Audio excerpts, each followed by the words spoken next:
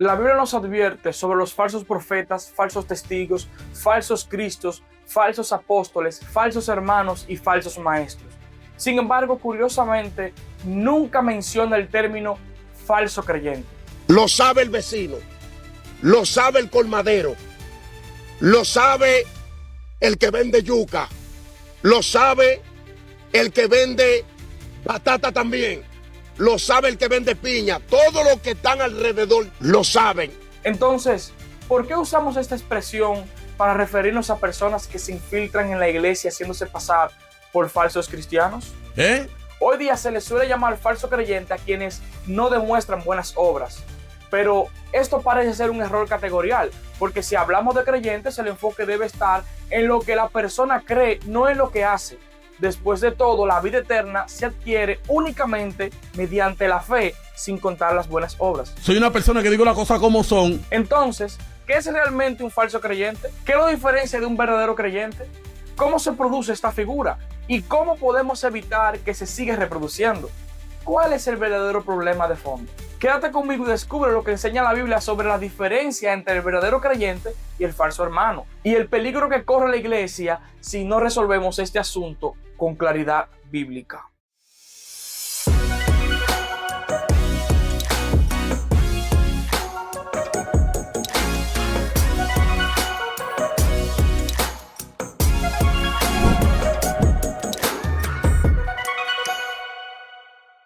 Pero vamos por parte. ¿Qué es un verdadero creyente? Un verdadero creyente es aquel que ha creído la promesa gratuita de vida eterna que el Señor Jesucristo ha hecho, lo cual llamaremos un verdadero hermano. Para eso tenemos sustento bíblico, por mucho. Apocalipsis 22:17 nos dice que el que quiera tome del agua gratuitamente. Romanos 3:24 nos dice, siendo justificado gratuitamente por su gracia. En Efesios 2:8 y 9 nos habla de que por gracia sois salvos mediante la fe, no por obras. Romanos 4:5 dice, al que no obra, sino cree, su fe le es contada por justicia. En 1 de Juan 2:25 dice, y esta es la promesa que él nos hizo, la vida eterna. En Juan 5:24 nos dice que el que oye mi palabra y cree, tiene vida eterna. En Efesios 1:13 me dice, en él también vosotros, habiendo oído la palabra de verdad, el evangelio de vuestra salvación, y habiendo creído en él, fuiste sellado con la promesa del Espíritu Santo. Así que fuimos salvados, fuimos sellados por haber creído y recibimos el Espíritu Santo de la promesa y fuimos incluidos ahora en la familia de Dios. Un verdadero creyente es aquel que ha creído correctamente el evangelio, que ha creído en la promesa de vida eterna gratuita aparte de las obras. Entonces, en contraposición, ¿a qué es que nos referimos cuando hablamos de un falso creyente? Aquí encontramos una dificultad conceptual. El término falso creyente parece una contradicción porque si él cree, ¿cómo puede ser falso? La realidad es que cree algo, solo que cree mal. No ha creído en la oferta gratuita de vida eterna. Este individuo cree en otras cosas, en sus obras, en una experiencia emocional, en una fórmula religiosa o en una promesa temporal. Por eso no ha nacido de nuevo, ya que el nuevo nacimiento ocurre únicamente por la fe en el evangelio de la gracia, es decir, en la oferta de vida eterna que nos hace Jesucristo. Entonces, el problema no es que no tenga fe, sino que ha depositado su fe en un mensaje distorsionado. Ha creído, pero no en lo que salva. Por claridad comunicativa usaré los términos verdadero creyente y falso creyente, pero yo reconozco que sería más preciso hablar de falsos hermanos, porque no se trata de una falta de obra, sino de una fe mal orientada. Entonces, ¿por qué se producen los falsos creyentes? Número uno, se producen por la obra de Satanás, la obra del diablo. En 2 de Corintios 4:4 nos enseña que el Dios de este siglo ha cegado el entendimiento de los incrédulos para que no le resplandezca el evangelio. Así que Satanás está detrás de todo esto, de opacar el evangelio para que no pueda ser entendido. Y número dos, por culpa de los ministros.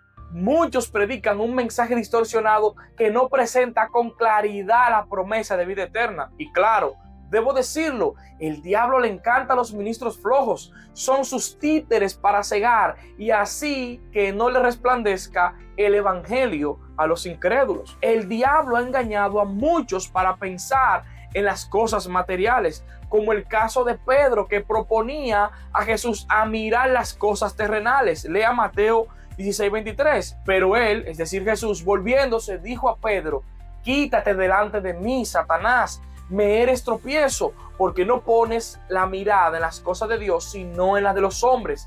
Este mismo engaño está usando Satanás hoy. Por eso los ministros ofrecen soluciones emocionales, materiales, tal como: ven a Cristo y Él restaurará tu familia. Y eso está muy bien. Cuando tú vives la palabra y lo obedeces, Dios puede restaurar tu familia. Pero el mensaje del evangelio que trae vida eterna no es ese. Ven a Cristo y sanará tu finanza. Hacho, papi, somos millonarios en dólar, en euro O en esterlina. Recíbelo en tu corazón. Abre tu corazón a Cristo. Haz esta oración y serás salvo. Confiesa a Cristo como Señor y Salvador. Y predicamos un evangelio distorsionado, diluido, acerca de obras, confesiones, cambios de vida para venir a Cristo. Todo esto no es el mensaje del evangelio. Estos llamados, aunque bien intencionados, desvían el enfoque del mensaje central. Impresionante lo que está aconteciendo en el planeta ahora mismo. Lo que papi está haciendo, una vez más te lo voy a decir.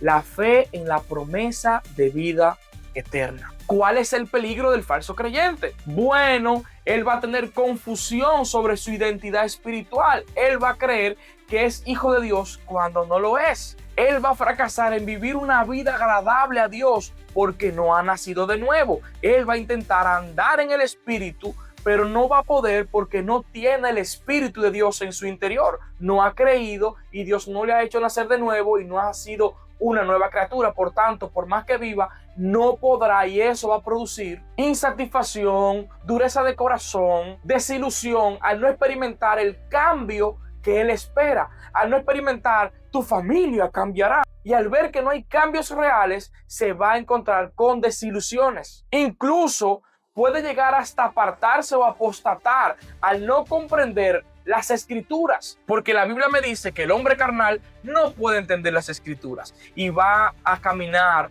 con una carga muy pesada tratando de obedecer a Dios por sus propias fuerzas sin depender de la gracia de Dios.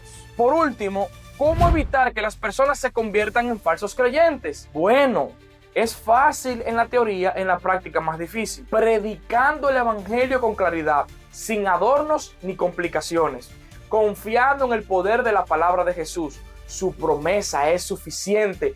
No necesitamos modernizar o suavizar el mensaje.